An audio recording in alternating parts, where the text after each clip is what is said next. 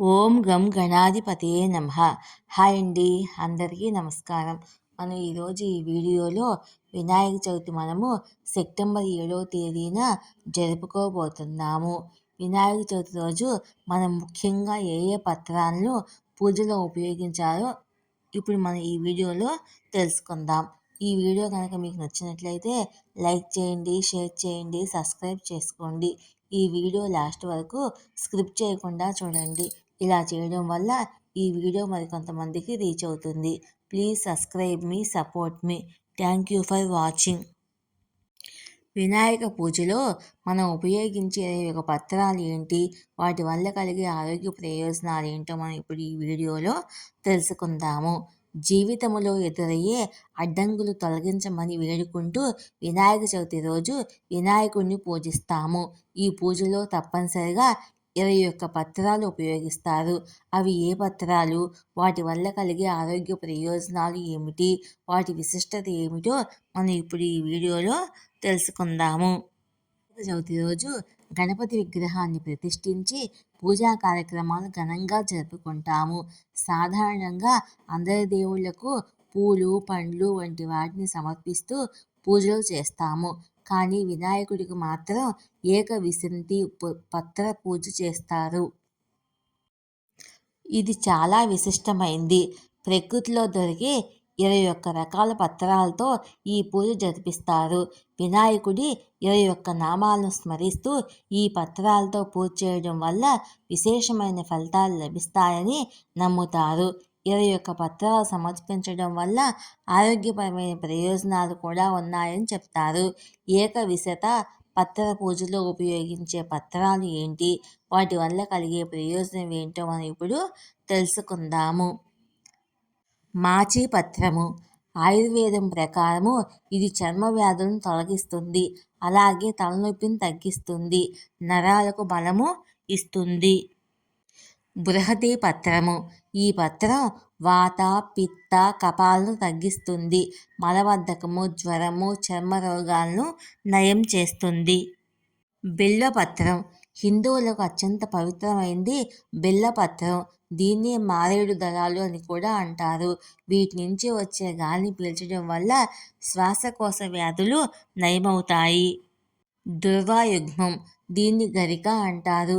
ఇది మూత్ర సంబంధ వ్యాధులను నయం చేస్తుంది, చర్మ రోగాలను తగ్గిస్తుంది. దత్తూర పత్రం. ఉమ్మెత్త పువ్వులు ఉండే పత్రం. ఇది ఊపిరితిత్తులు వ్యాధులను నయం చేస్తుంది. బదరీ పత్రం. ఇది కూడా చర్మ వ్యాధులకు మంచి ఔషధంగా పనిచేస్తుంది. తురియా పత్రం. శరీరంలోని వేడిని తగ్గిస్తుంది. తురియా పత్రం అంటే తులసి మొక్క.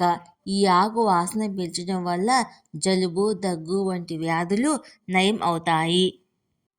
అపామార్గ పత్రం. దగ్గు, ఉబ్బసాన్ని తగ్గిస్తుంది, కడుపు నొప్పి నుంచి బయటపడేస్తుంది. చూతపత్రం అంటే మామిడి ఆకులు. ఇవి నోటి దుర్వాసన, చిగుళ్ళు, దంత సమస్యల నుంచి ఉపశమనం కలిగిస్తుంది. కరవీర పత్రం. ఇవి గన్నేరు పత్రాలు. చర్మం మీద వచ్చే పొండ్లను తగ్గిస్తుంది. విష్ణుకాంత పత్రం. జ్ఞాపకశక్తిని పెంచేందుకు, నరాల బలహీనత నుంచి ఉపశమనం పొందేందుకు ఉపయోగిస్తారు. దంత సమస్యలను కూడా తొలగిస్తుంది. దాడిమి పత్రం. ఇవి అజీర్ణ వ్యాధులను అరికడుతుంది, వాత, పిత్త, కఫాలను తొలగిస్తుంది. దేవదారు పత్రం. శరీరంలోని వేడిని తగ్గించి చల్లదనాన్ని ఇస్తుంది. మరువక పత్రం.